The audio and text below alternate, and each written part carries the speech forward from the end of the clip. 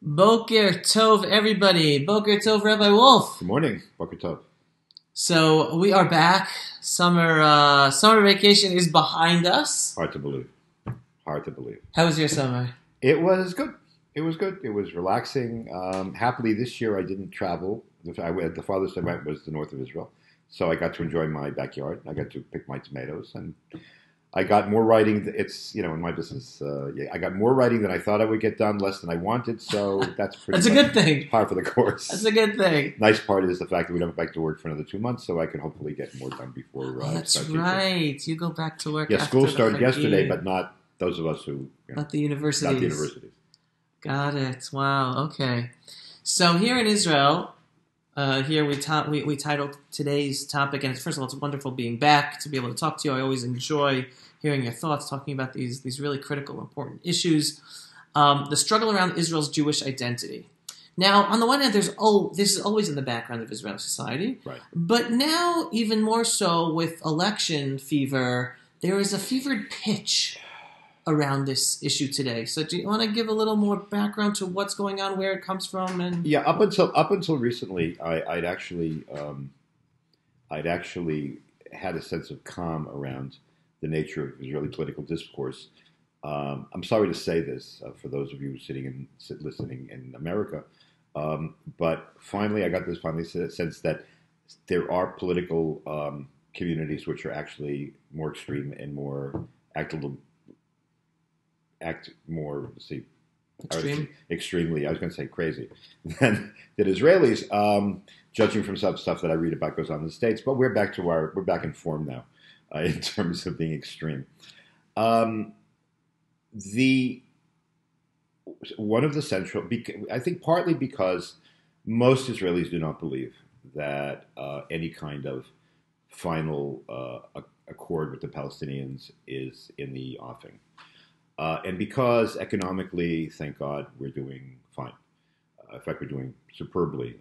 I don't know what the president. Of course, nobody knows what the present possible downturn in the world economy is going to lead to.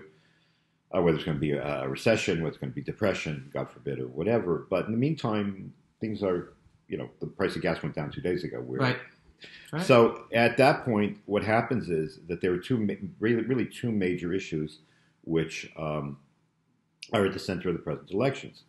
The first issue, which I'm not going to talk about, is whether you want to have Benjamin Netanyahu continue as the prime minister or not. I mean, basically, a lot of it is you want him, you don't want him. It's really a referendum on the man. another referendum. Another referendum on the man. So that part is so that's one issue. The other issue that's come up, which was actually has always been in the background, but was actually fomented by the person who forced these new elections, Victor Lieberman, is around the question of what is been called hadata, or religionization. Now, the question of to what degree Israel should be, the Jewish religion should be a force or be a factor in the formation of Israeli identity and practice, and to what degree it should or should not impinge upon people's individual freedoms, has been a major issue from day one. Right. It's rooted in the fact that Judaism, as opposed to Islam, in fact, there's no other religion like this, to the best of my knowledge, is a seamless merger of national, ethnic, and religious identity and principle. Trying to separate them is practically impossible, and those who I do not want to have, whose values do not permit for or just don't believe in God or whatever, they find any element of religiosity to be an anathema. And of course, religious people want everybody to be religious because they believe that that's what God commanded everyone. To what degree can you compromise? I've sort of stated extreme cases. Obviously, there's a very, very large spectrum in between. And that issue has always been in the background. Things came to a greater head, I think, from the 80s on, because the ultra-Orthodox parties became part of the government. The Religious Zionist Party at the time, the National Religious Party, was always much more. It was a junior partner in the government. It was always tried always to be much more amenable. It tried to be more. It tried to be more compromising, and at the same time, it was able to do that because the founders of the country, by and large, even though they were no longer religiously observant, had been raised in a traditional environment. Right. So as a result, they had the same, most of them, had the same kinds of sensitivities and the appreciation for what what traditional religion represented and its role in the formation of Jewish national identity, so that they were willing to, they were receptive to the needs for Jewish content in the public square.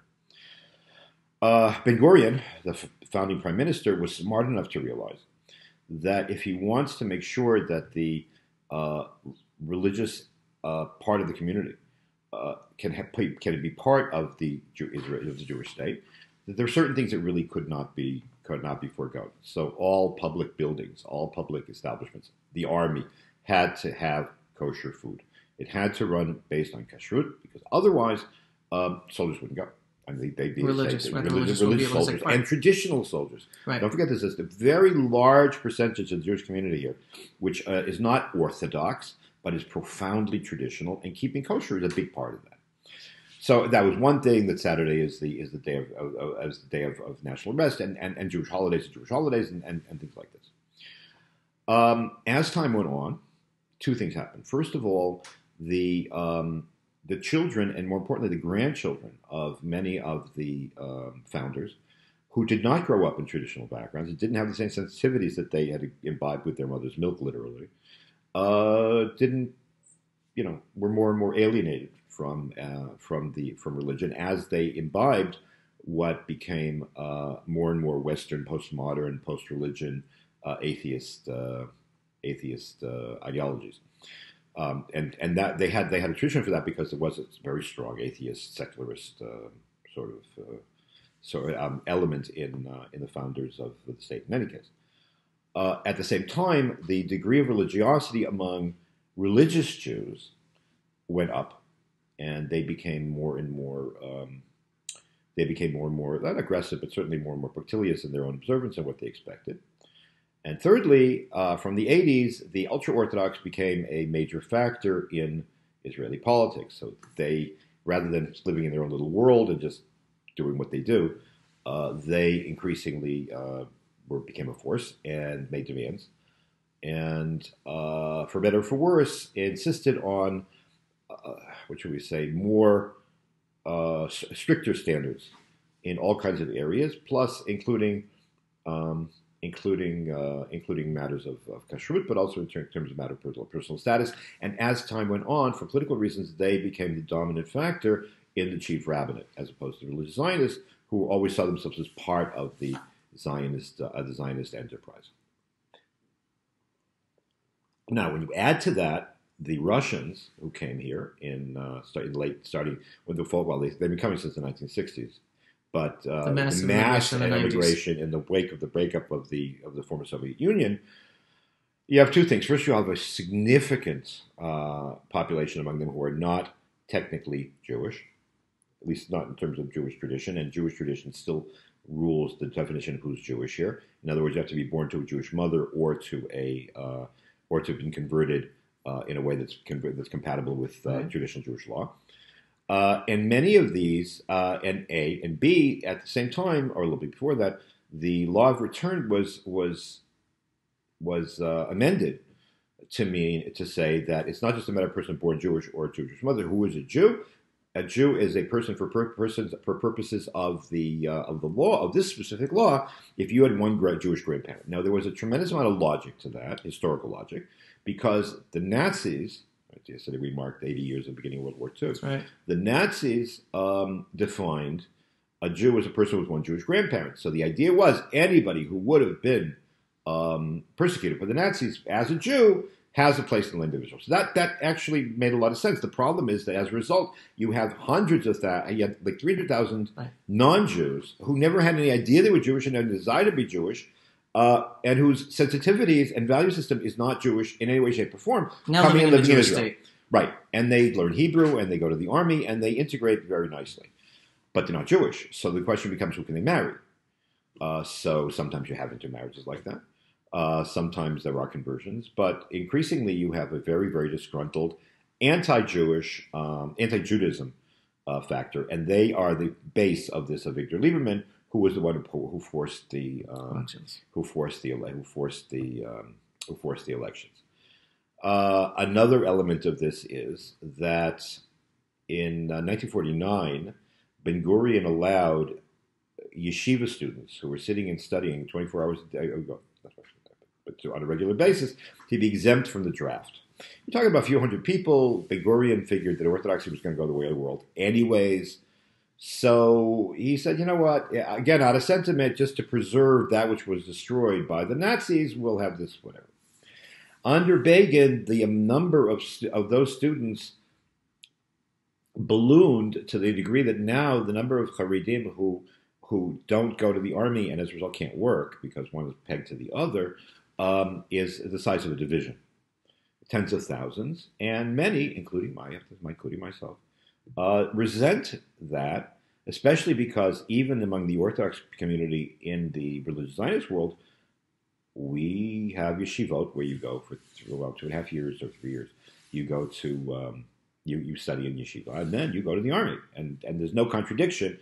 And personally, I have not seen the quality of the Torah learning of the Haredi world is any better than that comes out of as a result that comes out of the Haredi world. So that's a real issue, because those of us who pay taxes and go to the army, and if not the army, then my children went to the army. My children went to national service. I had one girl that went to the army. There's a lot of resentment there, and that's really really an issue. The Haredim will reply that, and this is a serious issue, because their children are educated in an isolated manner. They're not part of the regular educational system.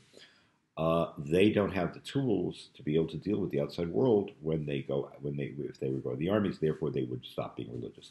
There's a concern. It definitely happens. It's like every parent. You want your parents to turn out. You want your children to turn out exactly as the way you want, and some of them don't do that, right? So. In any event, so all of that is the background, and I think because all these other issues, like war and peace and stuff like that, were not really on the agenda, so this came to a head. Over the past 25 years,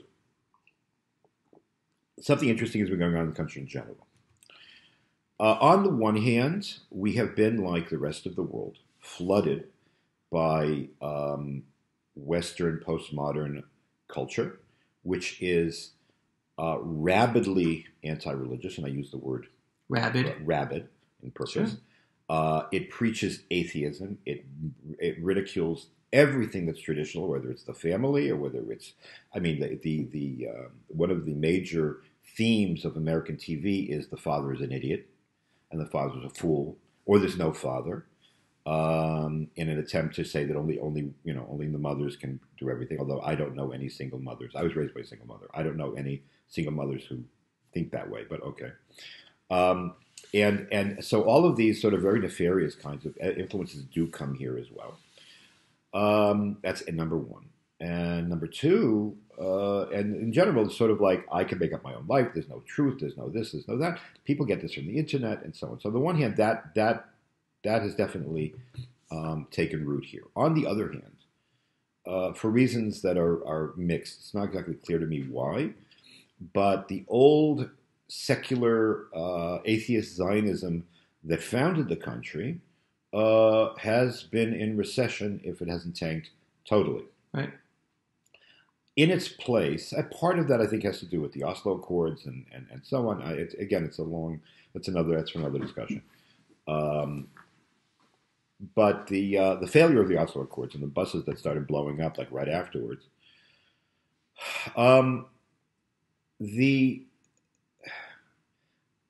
created a value vacuum rather among many Israeli Jews, And that vacuum has been increasingly been filled with Jewish identity.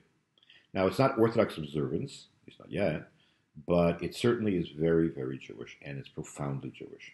More and more people are studying, more and more people are keeping kosher, more and more people have the percentages. There was a recent book, which I'm writing a review of, actually, in Hebrew, but the book will come out in English hopefully soon, by two guys. One is Shmuel Rosner, who some of you might know from the Jewish Chronicle from LA, and Jewish Journal from LA, sorry. And the other is Professor Camille Fuchs, who's a emeritus professor of statistics and surveying at the University of Tel Aviv. And their findings over the past 2 years was that the percentages of Jews for whom being Jewish is a profoundly important part of their identity and informative, if you put the average Israeli, which is about 55%, together with those who are a little bit more Haredi, a little more religious, you come out to like 80%. Or more than 80% of the Jewish population. Of the Jewish population. And again, this is not necessarily according to Jewish law and everything, but it's definitely profoundly Jewish and creates something of a spectrum, or something of a lowest common denominator uniting the people. Some of the numbers are really striking. So, for example, over 80% of the Jews in the land of Israel believe in God, but not a sort of like deist God who threw the switch and went on vacation, right? You're talking about a God who hears prayers and is involved in history and is there and accessible and so on. Very traditional view of God, and that's a very central thing, right? So that's been happening, and you can see it in all kinds of different places. How the country is much more Jewish than it was, say, 27 years ago when I came here. Right.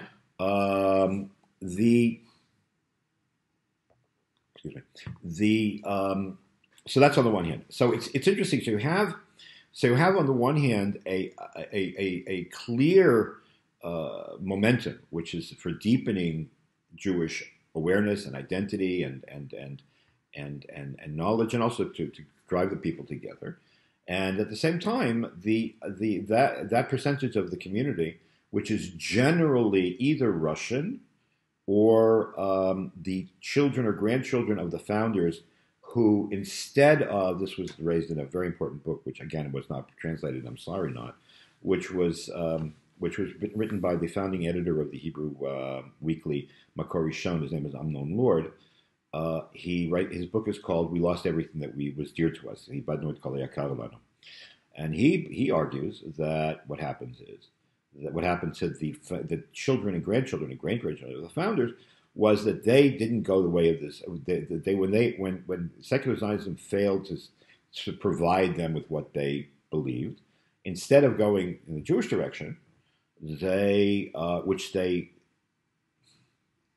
despise. I'm sorry, there's no other word for it. No.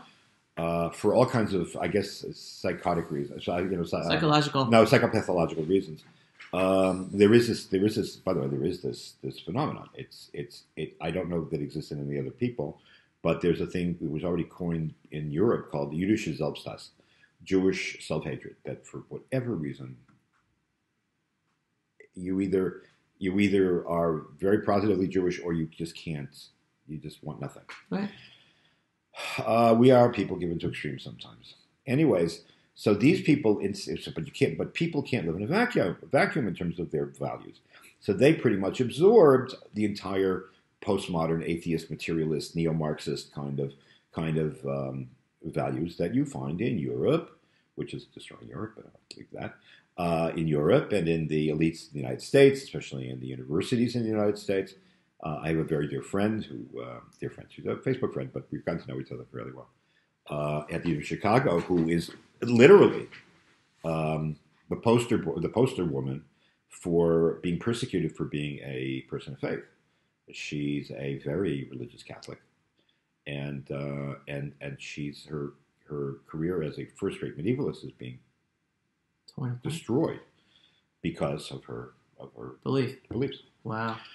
In any event, so from those centers, so you put together the understandable resentment about the fact that Haredim don't go to the army, and that they symbolize what these people don't want to be, That feeds that also combines it feeds this general sort of like postmodern great grandchildren of the founders, and that's where this stuff is coming from. But it's just incredibly vicious. Right. I don't know how to. I really don't know how to describe it. I've wasted too much time on Twitter the past few weeks. You're going to with my summer, trying to asking for reason. I'll give you an example. If the country is now going to decide exactly how much Judaism is going to be on Shabbat and what's going to be here, what's going to be there, and what is religious coercion and so on, you want to discuss it, fine, but do it out of knowledge.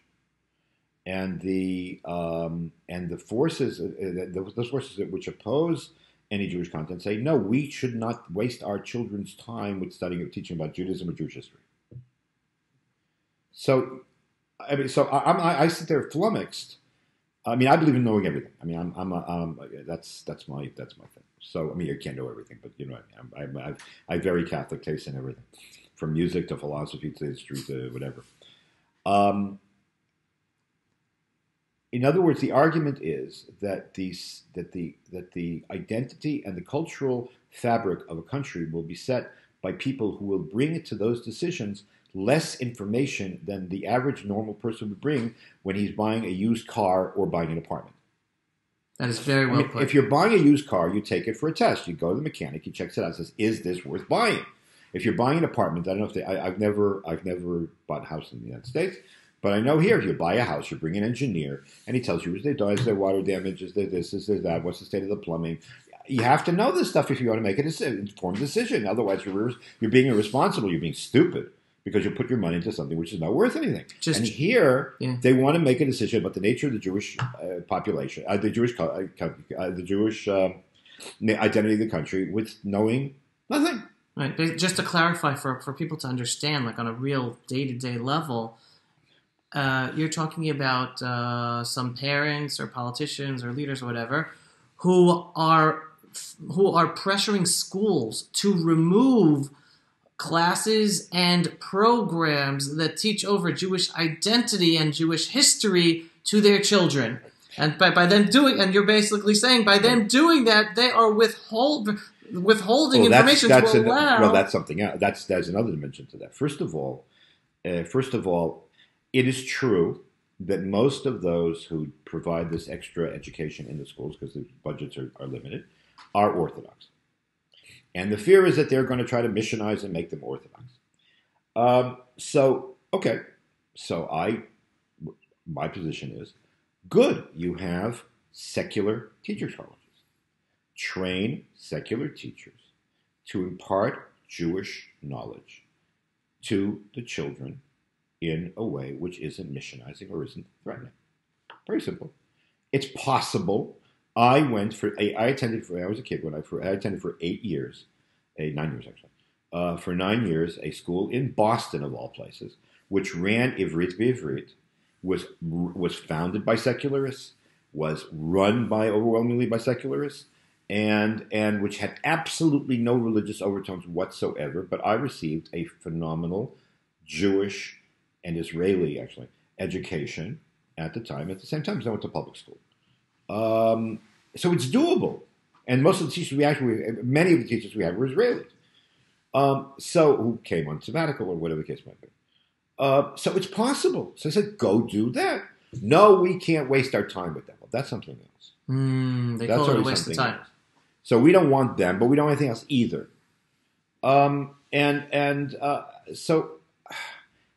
I've never heard educators arguing for educating to ignorance. It doesn't. Maybe I'm old fashioned, but to me, it makes absolutely no sense, and it's adumbrated, or actually it's aggravated by the sort of contemporary idea of that experts don't know what they're talking about.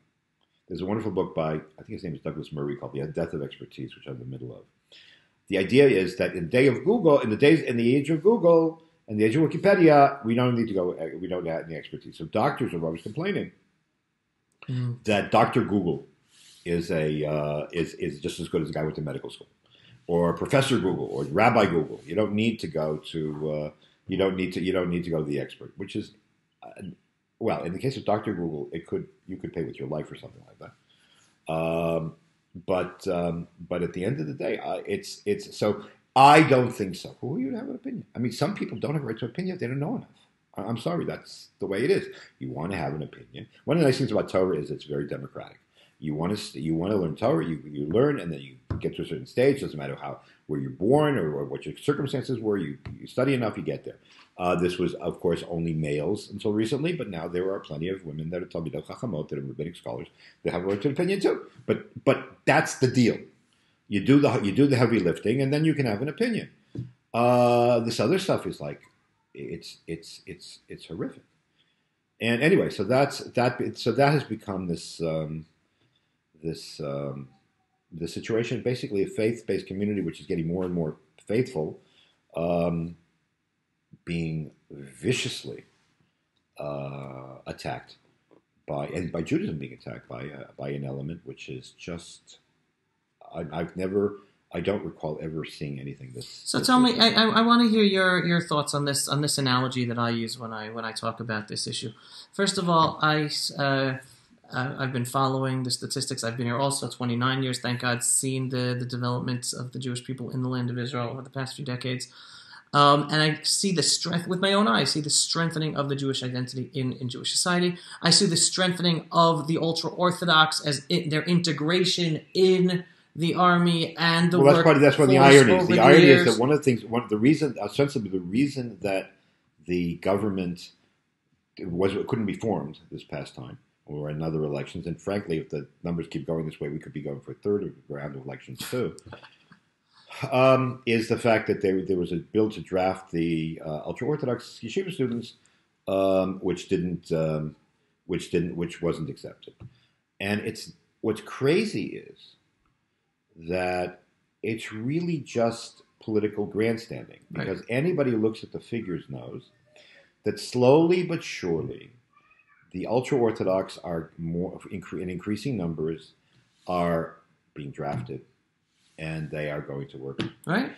And if you want to have a sea change, or really a tectonic change in a traditional society, and you don't want it to be a disaster, it has to be done over time. Right. Societies don't change with the news cycle the way that we think.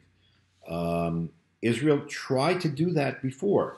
They tried to take the Yemenites and turn them into secular Ashkenazim, and it was a disaster. They tried again with the Ethiopians, taking out a traditional side, throwing them into the secular 20th century, and we're still suffering with the results. It's stupid, right, and short-sighted. So yeah, there might have been ways to be able to write this law, and the Haredim were actually willing to go along with much of it. But although there's plenty of blame on their side, I'm not cutting them any slack on this. But it's the whole business is not useless. That's the word I'm looking for. Superfluous. Right. Now, there's enough trouble in life. Enough things happen in life. That means create issues. Yeah, it's create issues. Enough stuff. Yesterday there was a border incident where the Hezbollah fired into Israel. And that's an issue. Back. That's an issue. Huge. The Iranians are ready to destroy us, and we're sitting there fighting about really secondary. About the right law to get ultra-Orthodox to the army when they're going to the army anyway. Exactly.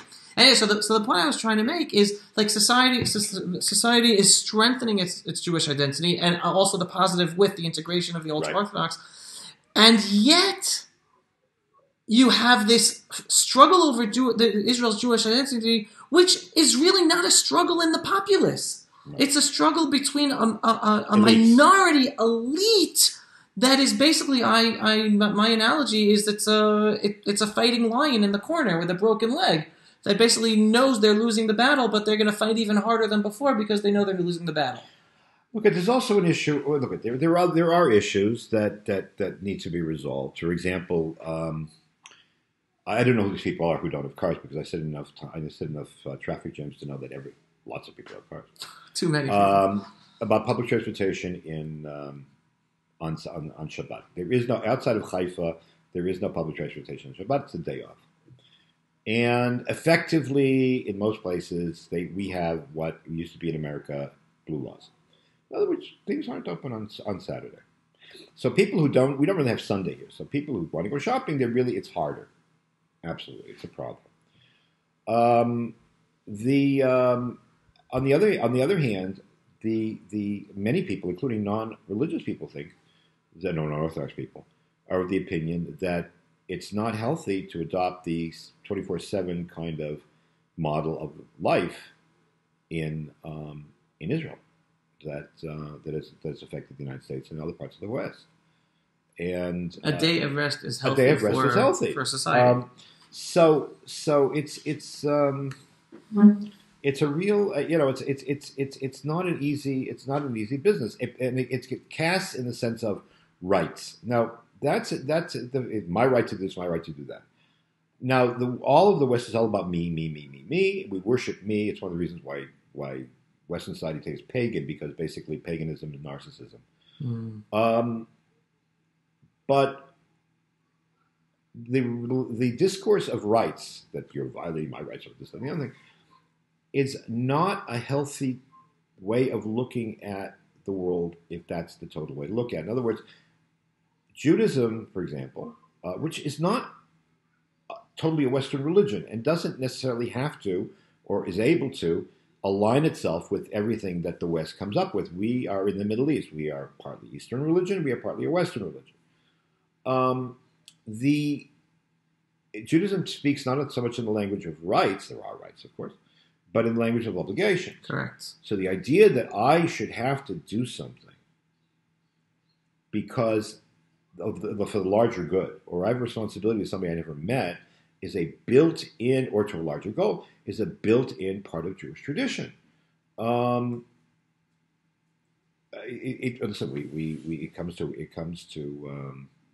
It comes to expression in two, one good, one not so good ways. For example, there is the sense of Jewish solidarity in this country that everybody's responsible for everybody else, and there's a Talmudic expression, Kol Yisrael, all Jews are responsible for each other, is really very much alive. When it comes to charity and stuff like that, but charities, writing a check or giving a credit card I'm not saying it's cheap, but it's not. You're not as involved. The percentages of voluntarism, where people give up their free time for something else, are unbelievable. Whether it's a question of homeless shelters, whether it's a question of there's a lot of organizations that give up medical equipment to people who need them. Whether it's a question of volunteering in the police, whether it's a question of volunteerism is a huge business here. It's just a given that you give to the community. It's part of our social fabric. And the ultimate example is the army. Right. One of the interesting findings of this book by Rosner Fuchs was that a overwhelming majority of Israelis view service in the army as a sacred duty. Most Israelis. I've used the word sacred, as a sacred duty. Even though a majority of that population, they're not Orthodox religious, they're traditional. It's a sacred duty. And it's a mitzvah. It's a mitzvah to serve in the army. You don't find that anywhere else in the world. Okay, so this sort of contradiction between the language of discourse, the language of obligation, language of rights is at the center of much of this. Why should I have to eat kosher? Because I want to make sure that all Jews can eat here. Where the army has to serve together, right? Serve together in the army. Why is it that do we want people to be qualitatively Jewish or not? Now, those who don't like religion are going to have a problem. Those who don't like religion are going to have a problem because, as I said, we are a religio-national civilization, so you can't separate the two. Right. Which also means that those who don't like religion are upset by that statistic that a majority of Israelis view service in the army as a sacred duty, because to them that's sacrilegious. On the other hand, it is as the late Professor Peter Berger once put it, coercion in religious issues outside of the Muslim world does not work. We are open societies, so the only way to be able to, if you believe in the expansion of Judaism in a society or religion, you can't do it. Coercively. You can't do it with legislation. The only way to do it is through the forces of the market. You market yourself. You develop a language of explanation and of making religious ideas and ideals accessible, on the assumption that what you have to sell. I hate to be so crass about it, but yeah, what you're advocating is something which is a good thing for people. You know, actually, who was the politician who took that as a flag issue? Who's that? Moshe Feiglin. Right. He was the most prominent with that outlook. So that's so the truth, and ironically, Berger actually was an interesting guy. Berger was born Jewish in Vienna in the 30s. His parents, after the Anschluss, converted to Lutheranism in order to be able to try to escape Hitler. When it became clear that the anti-Jewish stuff was actually racial and not racial,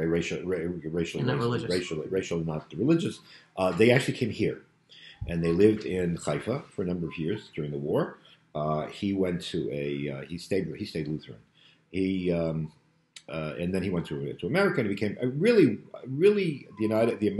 the leading sociologist of religion in the West, and certainly in the United States. States died a couple of years ago at an advanced stage. So he, in his early books, predicted that secularism was going to sweep away religion, and that was going to be that. And then he turned around in the late 80s, early 90s, and he examined this situation, the state of things on the ground, and he was stunned to discover that religion is doing fine. The only people who don't know that are the people in academia and the cultural elites who actually had faith in God, held faith in God in contempt. So he has an interesting story. He tells there was a project that was initiated by the University of Chicago called the Fundamentalism Project. The Fundamentalism Project was to examine this weird phenomenon of fundamentalist Christianity, fundamentalist Islam, and so on and so forth. So Berger writes, he said, if you look around the world, religion is spreading, faith in God is spreading like wildfire. The only place it apparently didn't hit is in the University of Chicago. So he said, maybe instead of studying religion, we should actually have a study of detached academics who are not aware of what's going on underneath their noses.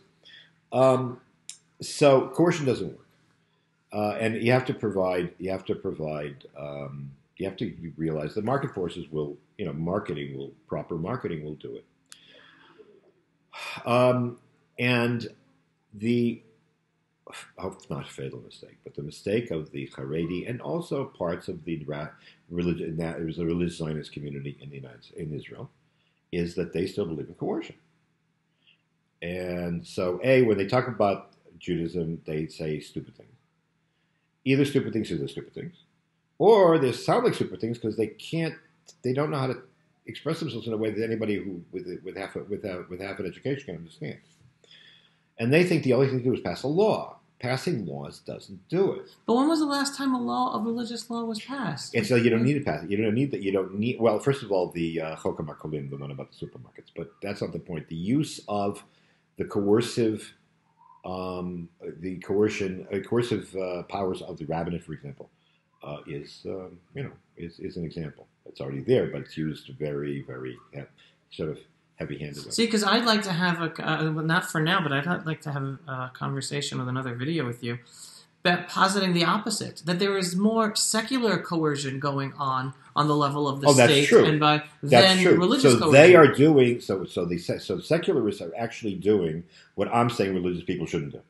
They go to the courts and they try to ban all kinds of things which, in their opinion, are too religious because religion contradicts basic human rights, where most of these human rights don't exist. They were sort of like created.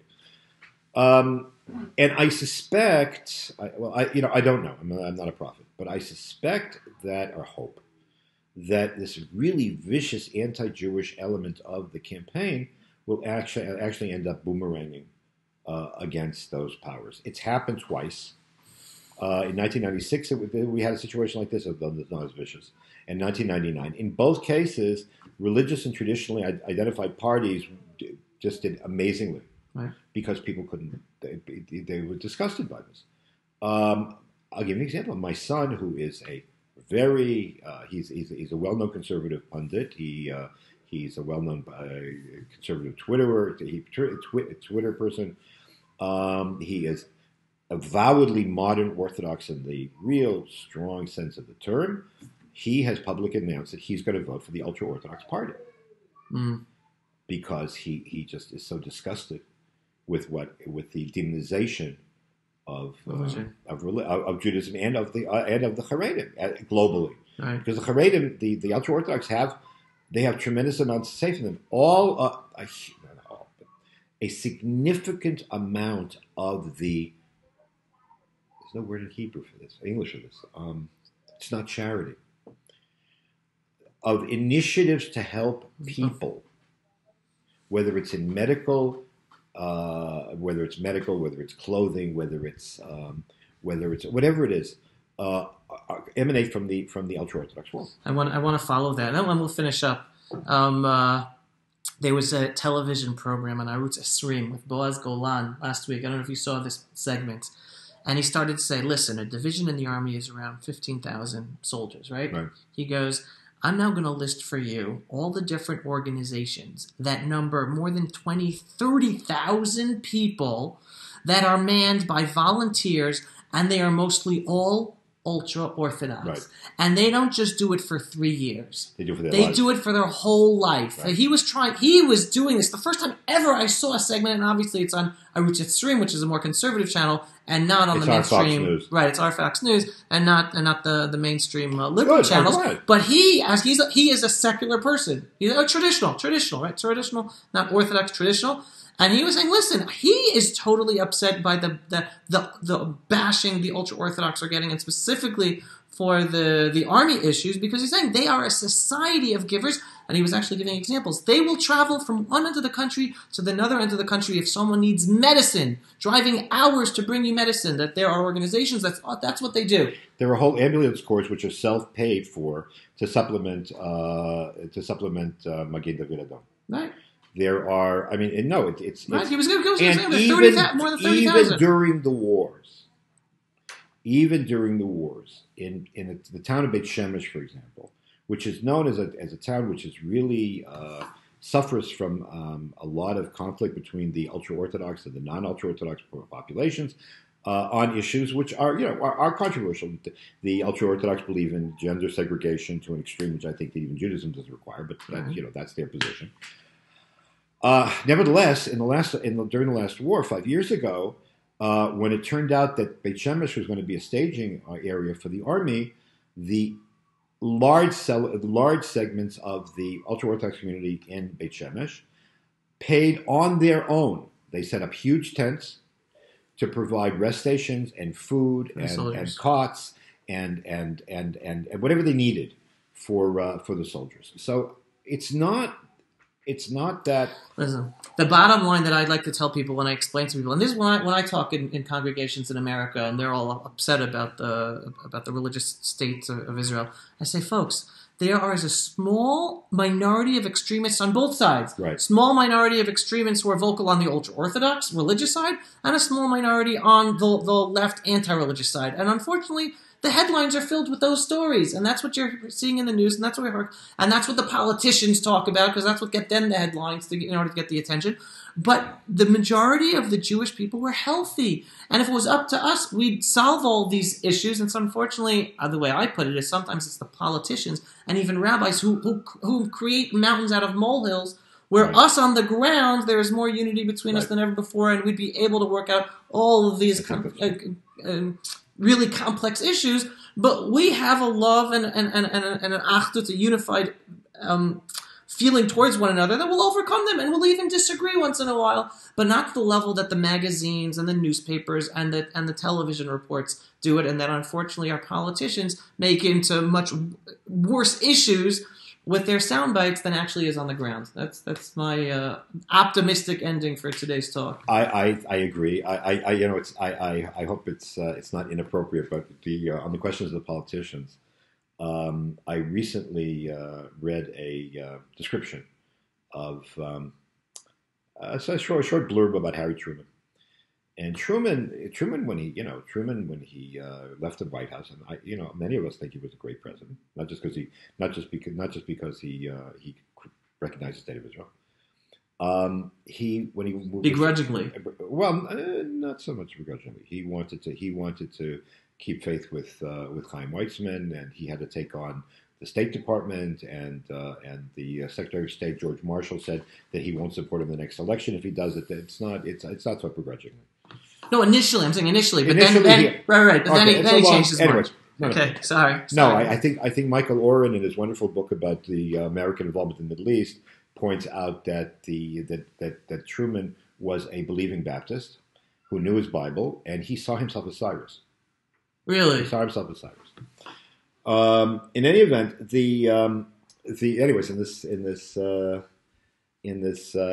so when he retired, apparently. He didn't have there was no pension for being president.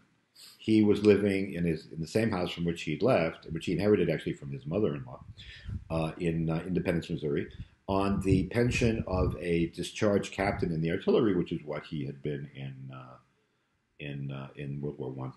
And finally, Congress got around to voting about pensions. He shouldn't be able to live. But anyways, they asked him at the end of his life, towards the end of his life, what did you, how did your life turn out the way that you thought? He said, and he played piano very well. There's a famous picture of him with Lauren Bacall. He played piano. Yeah. He says, I actually, at one stage of my life, the choice was between being a piano player in a bordello and a politician. And over the years, I've discovered that the difference wasn't that great. Food for thought. For a politician. Wow. Well, Rabbi Woolf, it is a pleasure sitting and talking with you about these issues. And again, like we framed it, that even though we're talking about this specific issue, the struggle over Israel's Jewish identity in Israel, this is really a struggle over the religious identity in all over the world in Western society. And like I said, Ki mitzion tetzei tzara. So hopefully people, by listening to what we're dealing with here, they'll be strengthened and help with their own struggles wherever they are. Hopefully. Well, you know what? The late Sir Isaiah Berlin once said, Jews like everybody else, only more so. So take that for Jewish. All right.